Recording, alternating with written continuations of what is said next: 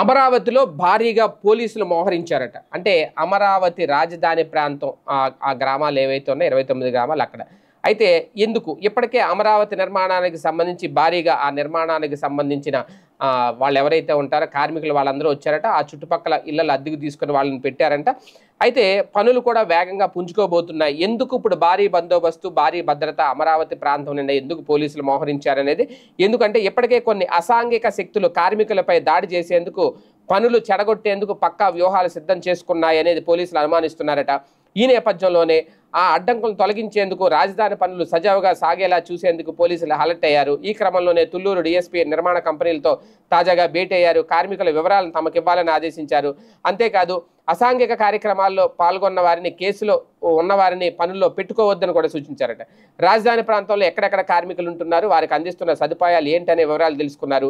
ఎట్టి పరిస్థితుల్లోనూ శాంతి భద్రతలకు విఘాతం కల్పించొద్దని ఆయన సూచించారు. ప్రతి ఒక్కరూ అప్రమత్తంగా వ్యవహరించాలి, నిరంతరం పోలీసులు అందుబాటులో ఉంటారని, పనులు సజావుగా సాగేలా చర్యలు తీసుకోవాలని ఆదేశించారు. అసలు ఏం జరిగింది అంటే, అమరావతి పనులు ప్రారంభమవుతున్న నేపథ్యంలో దీన్ని వ్యతిరేకిస్తున్న కొందరు నాయకులు, వ్యక్తులు పనులకు విఘాతం కల్పించేలా చర్యలు తీసుకుంటున్నారనేది పోలీసులకు సమాచారం అందించారు. అంటే స్థానికంగా ఉన్న కూలీలు, తాపీ మేస్త్రులు, అంటే బేల్దారి పనులు చేసేవారు, స్థానికులకు అవకాశం ఇవ్వకుండా వేరే ప్రాంతం నుంచి తీసుకురావడాన్ని వ్యతిరేకిస్తున్నారు. ఈ నేపథ్యంలో పనులు జరిగే ప్రాంతంలో వారు నిరసనలు, ధర్నాలు చేపట్టే అవకాశం ఉందని పోలీసులు అంచనా వేస్తున్నారు. ఈ క్రమంలోనే ముందుగా అప్రమత్తం అవుతున్నారు.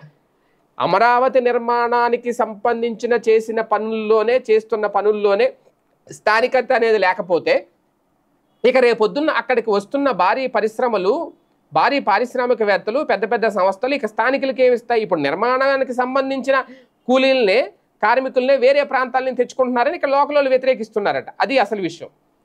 దానికోసం పోలీసుల భద్రత. ఇంకా వాళ్ళని అసాంఘిక శక్తులను ఎలా అంటాం? స్థానికంగా ఉన్న వాళ్ళని. ఇప్పుడు ఇక్కడ స్థానికంగా ఉన్న వాళ్ళకి అవకాశాలు ఇచ్చిన తర్వాత కదా, సరిపోకపోతే బయట వాళ్ళని తెచ్చుకోవాలి. వీళ్ళని కాదని చెప్పి కంపెనీలు మొత్తం బయట నుంచే తీసుకొస్తే వీళ్ళు వ్యతిరేకిస్తున్నారు. మాకు కూడా పనులు ఇస్తే బాగుంటుంది కదా, ఈ ప్రాంతంలో మేము 4 డబ్బులు సంపాదించుకోవచ్చు, కష్టపడతామని చెప్తున్నారు.